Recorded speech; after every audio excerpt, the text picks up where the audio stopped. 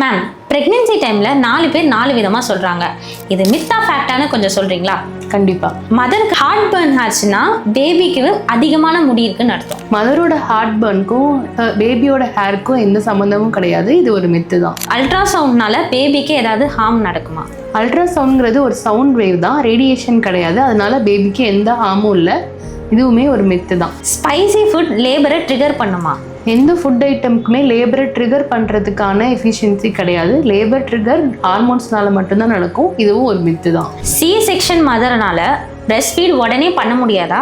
அப்படிலாம் கிடையவே கிடையாது. எந்த மோட் ஆஃப் டெலிவரியாக இருந்தாலும் உங்களோட ஹாஸ்பிட்டல் அண்ட் டாக்டரோட சப்போர்ட் இருந்துச்சுன்னா நீங்கள் இமீடியட்டாகவே breast feeding after C section கூட ஸ்டார்ட் பண்ணிக்கலாம். மேம், ஸ்கேனில் ஹார்ட் ரேட்டை வச்சு பாயா கேர்ளான்னு கண்டுபிடிக்க முடியுமா? இது கண்டிப்பாக ஒரு மித்து தான். எந்த பேபியாக இருந்தாலும் ஹார்ட் ரேட் 120 to 180 இந்த ரேஞ்சில் தான் இருக்கும்.